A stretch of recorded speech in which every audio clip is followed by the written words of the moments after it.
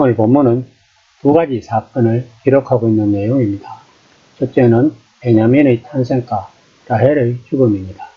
둘째는 루벤과 서모, 빌라 간의 통관 사건입니다. 여기서 라헬의 죽음으로 인한 베냐민의 탄생은 비로소 선민 이스라엘의 12지파를 형성할 근간이 마련되었다는 점에서 중요한 의의를 갖습니다. 그리고 루벤과 빌라의 통관 사건은 훗날 유다가 야곱의 영적 장자권을 결성하여 인류의 구속자 그리스도께서 이 혈통을 빌어 인간의 몸을 입으신 사건의 배경이 되고 있는 것입니다. 라헬은 난상 끝에 야곱의 12번째 아들 베냐민을 낳고 죽었습니다. 즉 라헬은 그토록 염원하던 둘째 아들을 낳았지만 정작 그 아들을 품에 안아보는 기쁨도 누리지 못한 채 운명을 달리한 것입니다. 그녀가 둘째 아들을 낳고 죽어가면서 그의 이름을 슬픔의 아들이란 의미의 베노미라고 부른 사실은 그녀가 얼마나 자신의 죽음을 슬퍼했는지 짐작할 수 있습니다. 그러나 라헬은 비록 슬픔 가운데 죽었지만 그녀는 새 생명을 낳음으로써 많은 사람을 기쁘게 했던 것입니다. 라헬이 죽으면서 지은 베노미의 이름이 야곱에 의해 기쁨의 아들이란 의미의 베냐민으로 결정된 사실은 이를 잘 반영해 주는 것입니다. 특별히 그녀가 베냐민을 낳음으로써 완전한 이스라엘 12 공동체가 형성되는 근간을 마련했다는 사실은 그녀의 죽음이 결코 헛되지 아니하고 인류 구속 사건에 있어서 많은 사람으로 새 생명을 얻게 하는 하나의 미랄과 같은 죽음이었다고 할 수 있습니다. 이처럼 하나의 미랄이 되어 썩어지는 죽음은 라헬의 경우와 같이 새 생명을 탄생시키는 것은 물론 더 많은 생명을 있게 하여 많은 사람들에게 기쁨을 가져다 주는 것입니다. 이러한 죽음과 생명의 비밀이 가장 확연하게 드러난 사건이 바로 예수 그리스도의 십자가 구속 사건입니다. 실로 예수 그리스도께서는 홀로 십자가상에서 세상의 모든 죄악과 고통을 짊어지고 죽으심으로써 수많은 새 생명을 탄생시키사 하나님의 자녀로 드렸던 것입니다. 35장 16에서 18절입니다.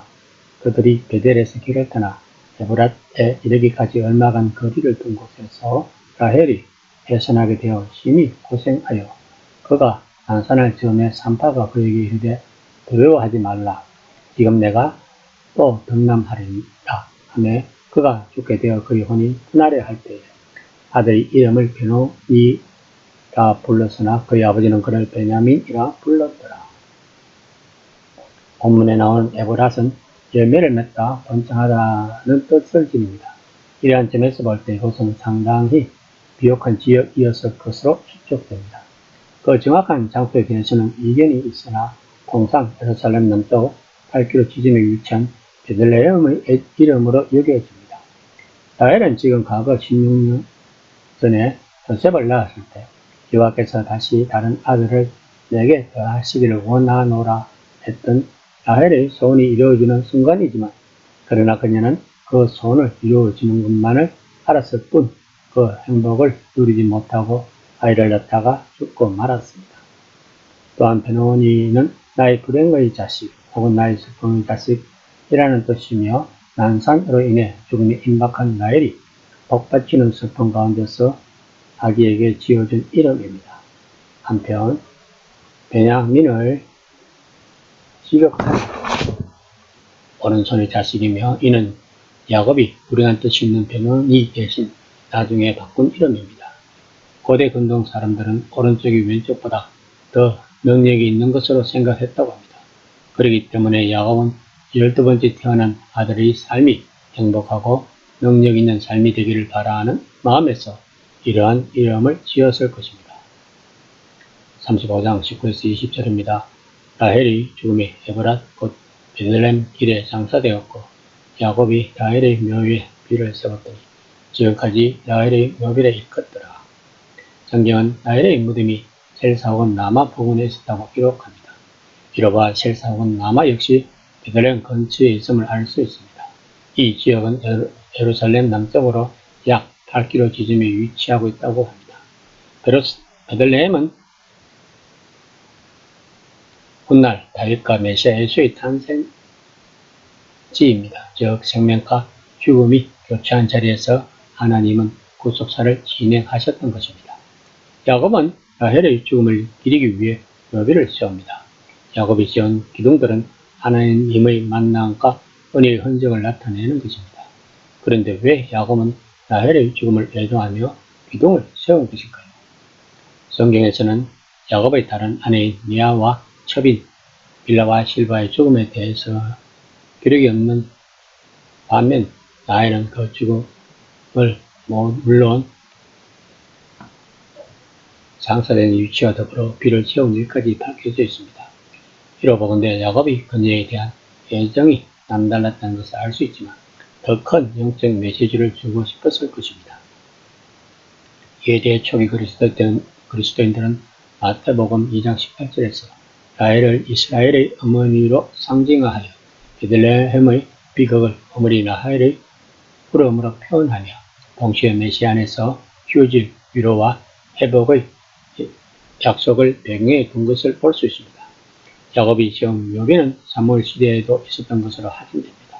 오늘날에도 예루살렘에서 베들레헴으로 가는 도중 굿베트 라헬이라는 곳에 라헬의 무덤의 유적지가 남아있다고 합니다. 35장 21에서 22절입니다.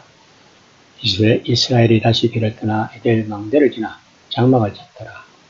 이스라엘이 그 땅에 거주할 때에 르우벤이 가서 그 아버지의 첩 빌라와 동침하며 이스라엘이 이를 들었더라. 본문에서 말하는 에델 망대는 공사적인 목적이 아닌 가축대의 망대라는 뜻이라고 합니다.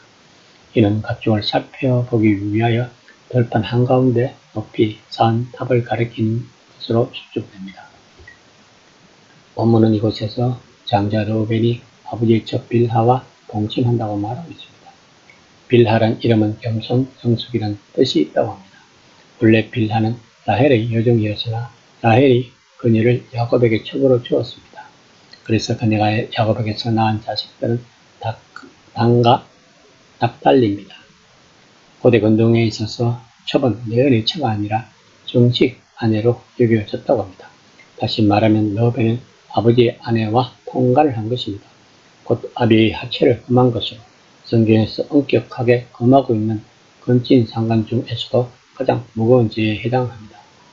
결국 이 일로 인해 르우벤은 다른 형제들보다 배나 많은 상속을 받고 아버지의 권위를 이어받을 수 있었음에도 불구하고 야곱으로부터 장자권을 박탈당하고 다른 사람보다 탁월지 못할 것이라는 책망과 저주를 받게 됩니다. 그런데 성경은 왜 이런 사건을 기록하고 있는 것일까요? 레위기 18장에는 이방의 가정한 풍습을 따르지 말라며 각종 건진 상관에 대해 엄격한 규례를 지키라고 강조하고 있는 것을 알 수 있습니다. 르우벤은 레위기 18장 8절의 규례를 위배한 것입니다. 물론 이 규례는 출애굽한 이스라엘에게 하나님이 모세에게 명한 것들입니다.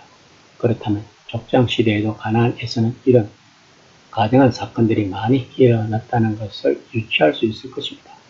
르우벤은 하나님이 가장 싫어하시는 것들 중 하나를 범한 것입니다.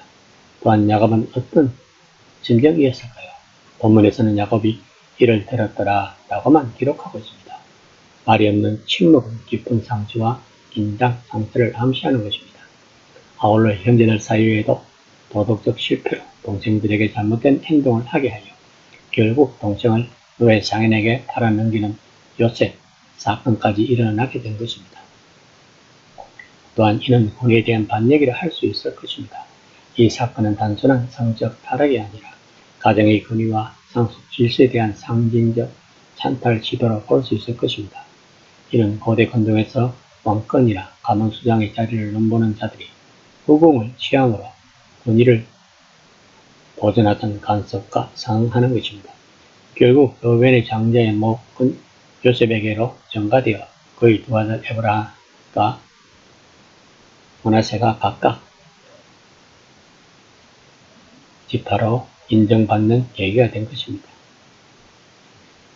결과적으로 요청한 이중지파목을 얻게 된 것입니다.